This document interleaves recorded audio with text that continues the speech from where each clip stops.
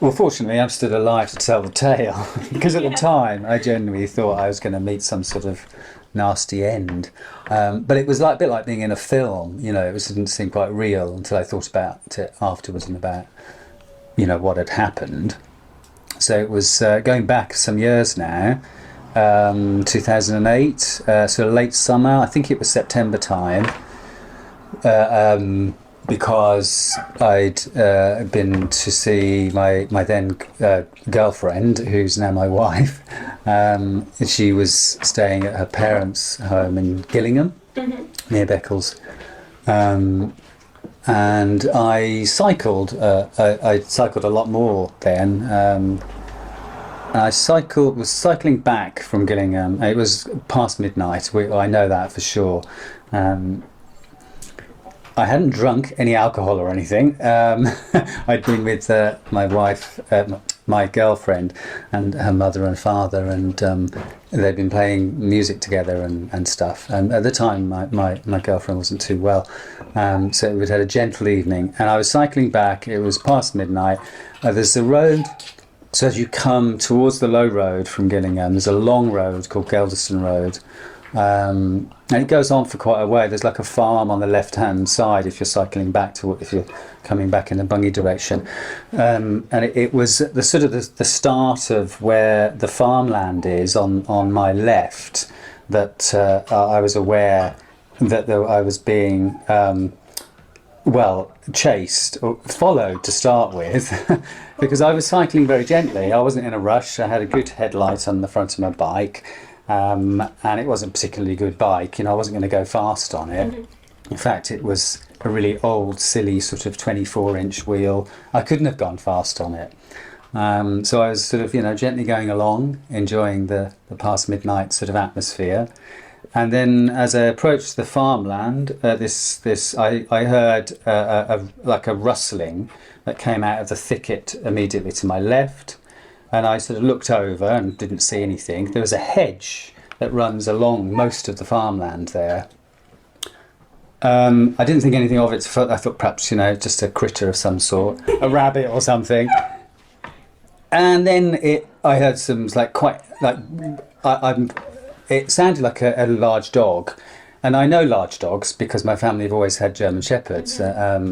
So I'm familiar with large dogs, and it sounded like a large dog. There was sort of like a grunt and a heavy breathing and a rustling. So I thought, okay, I'll cycle a bit faster.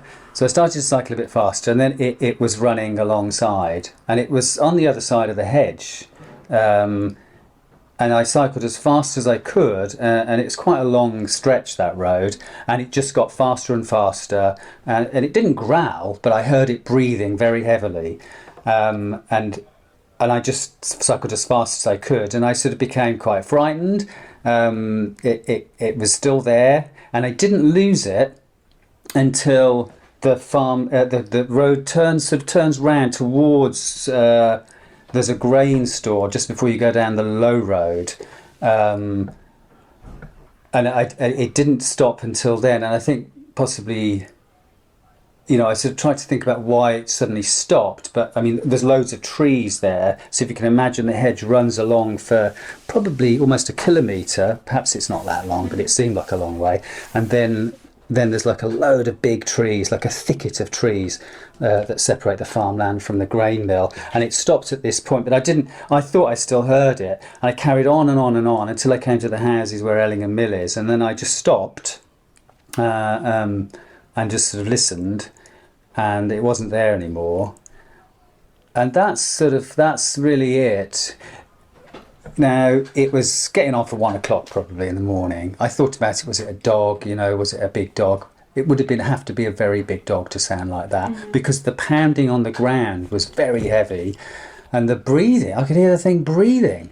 I mean, I've lived in Bungay for quite a long time now. I moved here in the late 90s, and so I sort of think I'd heard about it, but I hadn't really taken any notice of it. And what I was sure about is that it was chasing me, because I sped up and went as fast as I could, probably, I don't know, about 25 miles an hour on that bike. And you were frightened?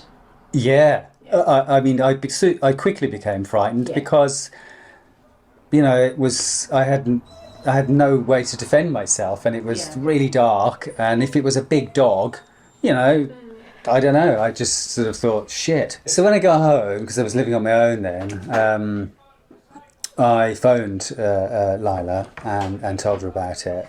And I didn't really I didn't talk with anybody about it then, because I really didn't know about the black shuck thing. I didn't sort of associate it with that at the time. But when I did tell one or two people, when I did speak of it with one or two people at the theatres, a local historian, and then he told me a bit more about the shuck thing, and you said, oh, you know, it could have been that. I run that route regularly. I used to run it all the time, the Ellingham Loop, and I've never seen dogs on that farm, so I don't know for sure that he hasn't got dogs. But and I looked over looked at the stretch of it and where this thing would have had to have run, where it would have been running, and as I say, I'm familiar with big dogs.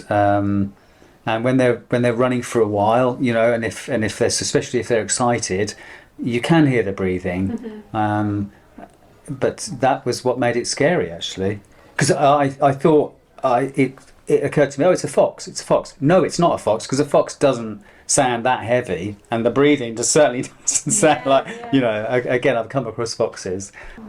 I don't run past that way so often now, because it's a long way to run, and I'm older.